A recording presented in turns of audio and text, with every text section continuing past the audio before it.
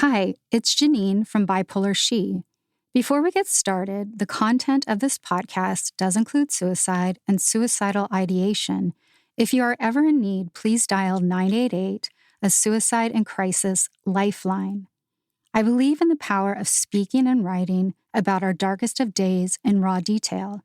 So let's go.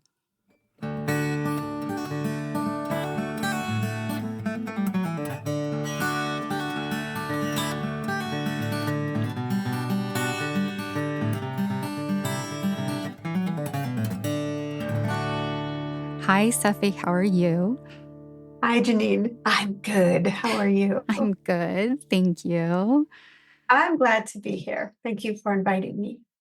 All right, so I'm going to start this like I did some of those initial interviews and talk about a time when I was out of touch with reality. And this takes place at a psych hospital, which is really good because I was nice and safe. And it was a psych hospital in this area called John Muir. My brother worked at this hospital. He was a surgeon in the real hospital versus the psych hospital. So I felt like one of those characters on ER, like the crazy sister. And I felt really embarrassed if somebody saw me in some sort of computer system. Oh my gosh, what would they think? I have mental illness. I bring all the shame upon my family. But they probably wouldn't have thought anything. But that's how my mind was thinking at that time, thinking in terms of catastrophe.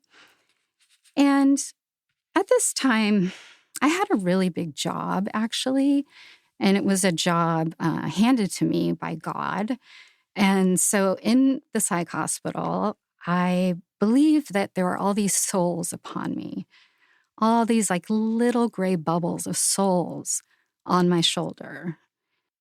And it was my job to get them up to heaven. And if I couldn't get them up, they were going to fall to hell. So it was a very serious job that I had. And it came from this image from a flight. I imagined my black and white headshot in the back of an airline seat in that little pocket.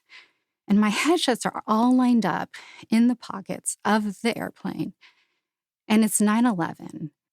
And as the planes crash, my headshot blows through the airplane, and everybody sees this black and white girl. And as everyone is praying to God as hard as they can, some people don't have a God. So they're told, go with the woman, go with the girl in black and white. Wow. She's going to save you. Hmm. And so those souls jumped on me, and now it was my job to get them up to heaven. So I'd stand in my room at this hospital, and I'd reach out my palm, and I would whisper, up, up, up, up, up, up, like I was tossing them up there. And sometimes it was working, and other times a soul would just blow through me, through my stomach, down through my legs, and my feet would feel light and would feel horrible that I couldn't get them up to heaven. And I couldn't sleep at night because I felt the responsibility for this. And I remember going to the nurses' stations, telling them I couldn't sleep. I never talked about the souls, but they did give me this like geriatric seat to like lie down and sleep on. So I would just sit there knowing these souls were falling off me to hell because I couldn't help them get up. So it was a very scary job. And it was also an election year. So the energy, this was 2004, the energy of the election year really had me sort of fired up. But I talk about that, I guess, delusion because it was so black and white. It was about heaven and hell.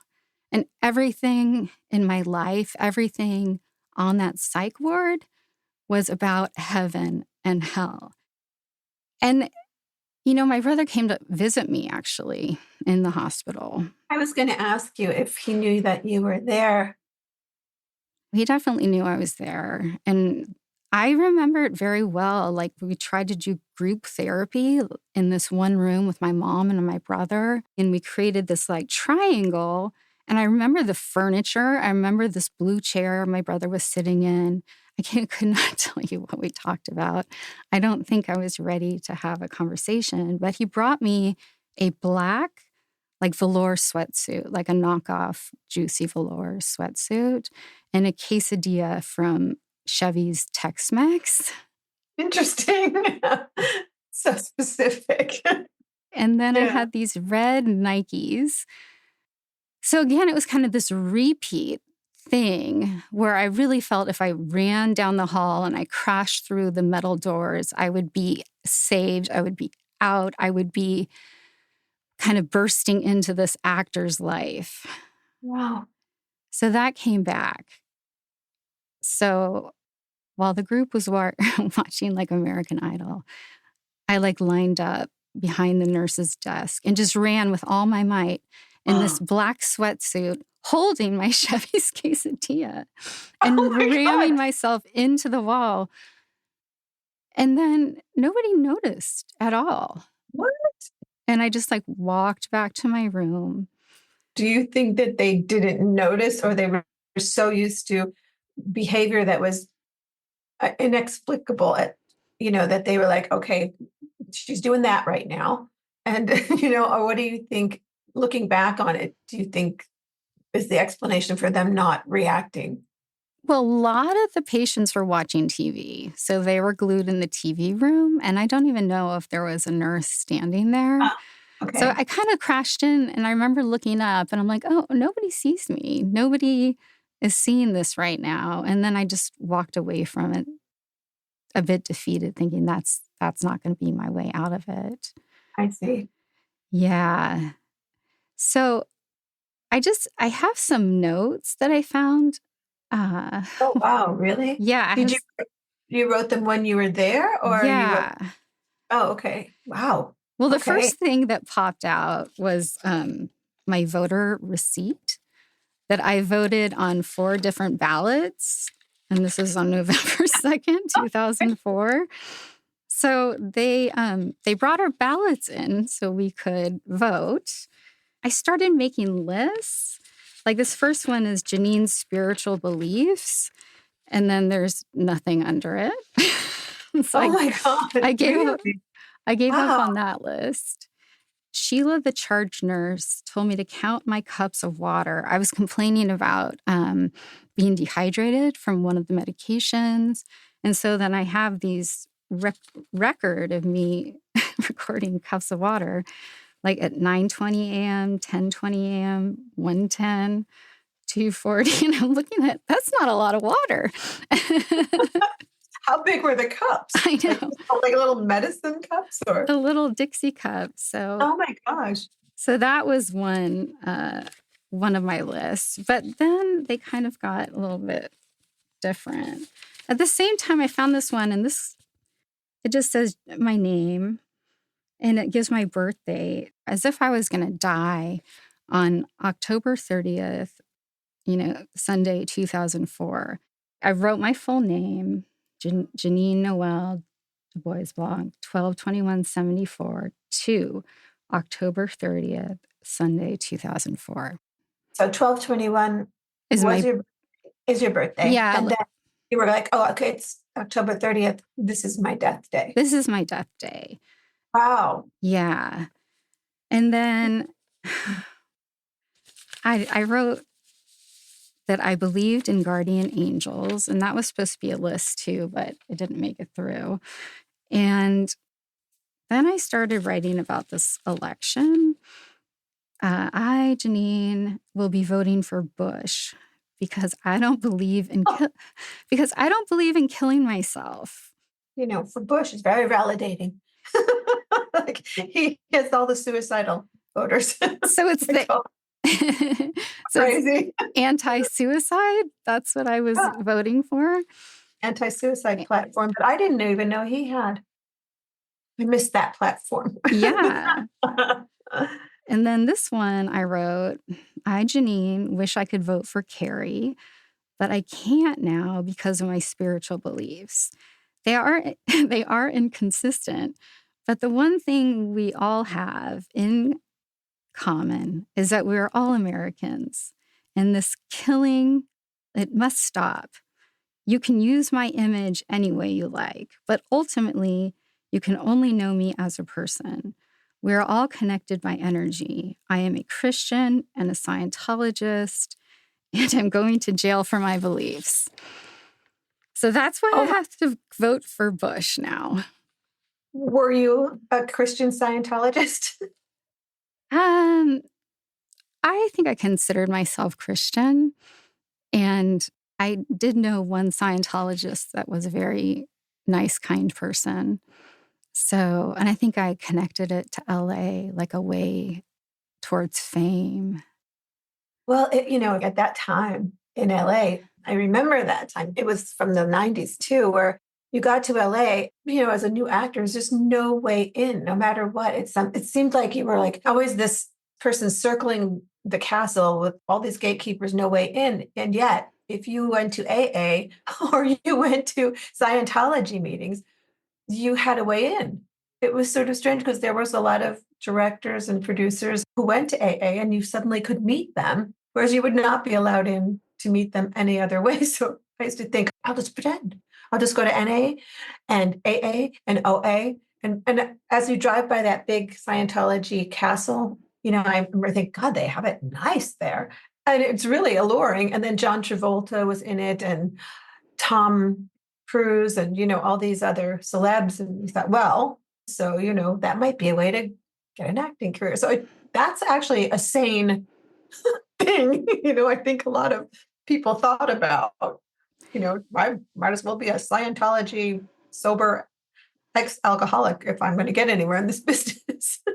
Yeah. And Tom Cruise was a big idol of mine. Like he did it. He broke into Hollywood. He became a star and he's a Scientologist. He broke through some like sound barrier, some wave, and moved into the future.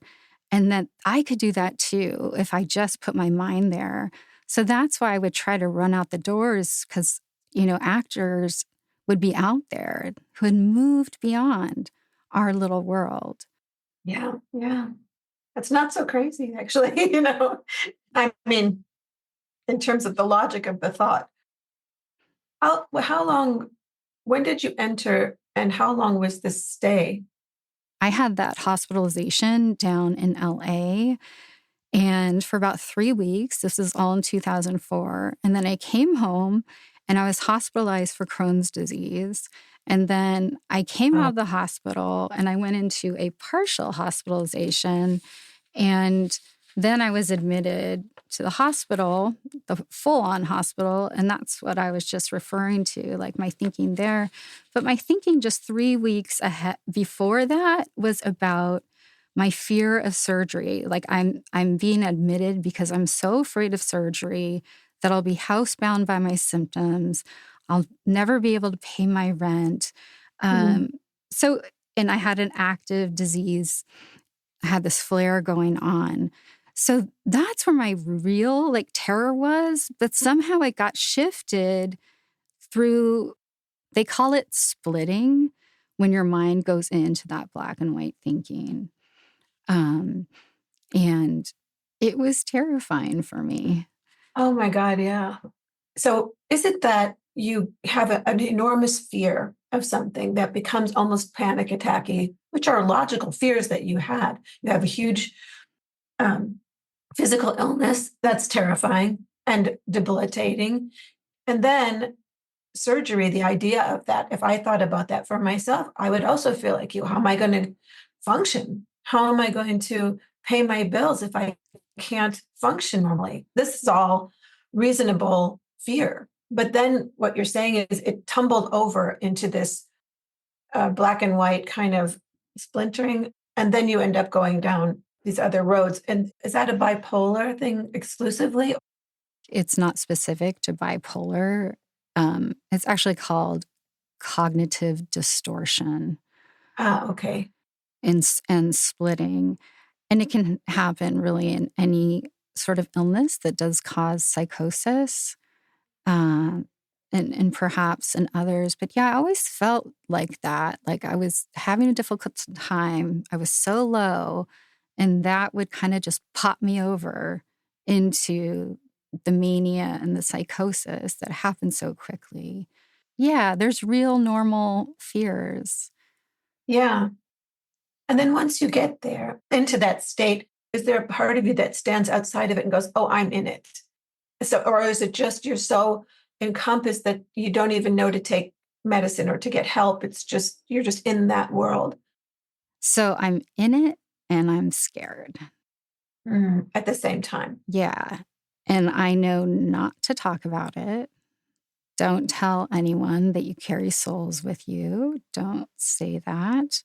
Be really cautious what you say. So, yeah, there was a little bit of ego up here that Mm. prevented me from ranting about crazy things. I knew I had to keep it close to me.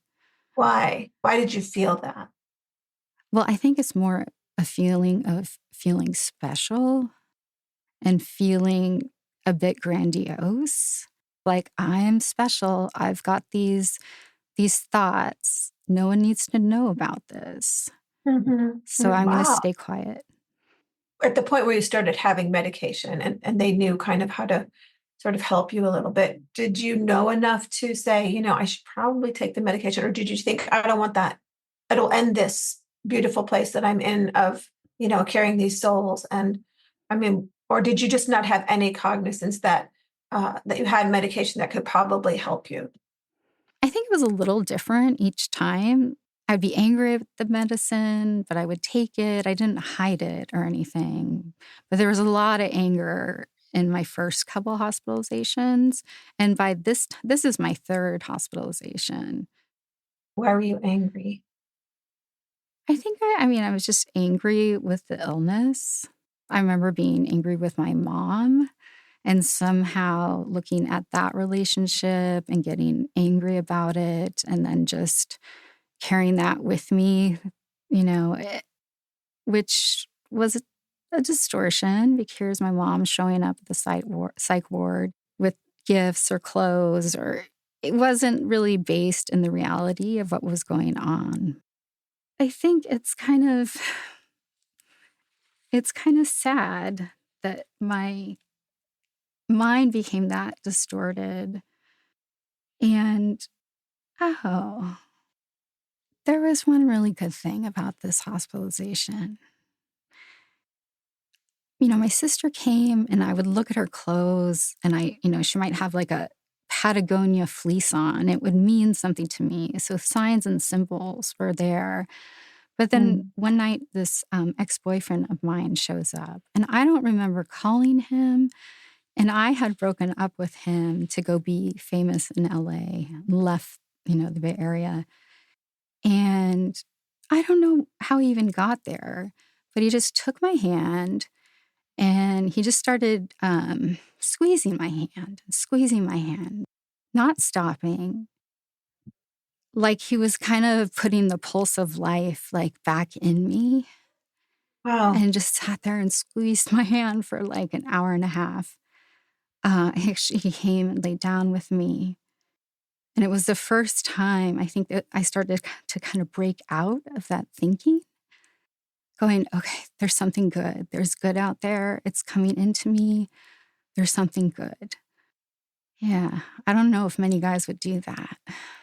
What made him, do you think, know to just quietly hold your hand and just pulse it and just be with you without anything else? I don't know. Just intuition or I think, yeah. Or that was sort of like, past love is still strong. oh, wow. So maybe he heard from your family that you were there. Yeah. No. Yeah. But I remember that was taking me out of that distortion enough. I don't think he knew, like, Enough to what? Move you into a different frame of mind? yeah, to start thinking to get out of the black and white Mm. and to feel some hope. Yeah, that's the main ingredient of life, isn't it? Wow. Yeah. It's so interesting because I have a million questions, but I don't know if they're appropriate for today. But it's just really, um, I'm fortunate to not suffer those mental challenges. I went through a lot of, other little wacky things that lasted for a period of time, and I got out of them, but it never spiraled into that. And so, whatever that chemical imbalance is, that happens. So, of course, from my point of view, I have so many questions that I'm like, you know, but I also don't want to hop in on this incredible story and turn it into a practical, well, what about kind of conversation. It's just fascinating on its own and what it meant to you and how it felt to go through it, and your lists of that were, you know, complete or not complete, how your mind was trying to make sense of things, you know, trying to just touch back. And it's interesting that through touch, um, that through physical touch, gentle physical touch, you were brought back, or you started to be brought back to hope. Oh boy, what do you feel now?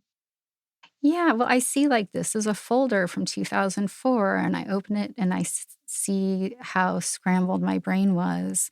And then there's more of these folders, and I've kept a lot of this stuff just because I thought I would write from it. Yeah, And there's more sadness now because I look back and think of kind of years that were lost. And when you're younger, I was just plowing forward in life. And now reaching midlife, I go, oh, um, this was a hard one. I feel you in this really deeply. I feel like when I reach back and I look back, so I did not keep folders, but I kept journals, and I was constantly in my head going, what am I doing wrong? What's wrong with me? What's wrong with my life? What's wrong? And I think this is common to many people, but there's a certain level of, you know, so I have all these, and I look back and I say, oh my God, I've lost everything. And I look back on those years and think, well, in my life, I was an escort. And then I had hoped to save enough money to do a new life, which I did. And then it was all taken away by a contractor who just took my entire life. So I spent 20 years building this. And then when I stopped, I realized, I look back and I go, well, there's nothing except that there was, because there was these journals and this memory and these people that I actually did connect with. And the only way that I could make it not sad or not feel like a loss was to start writing about it.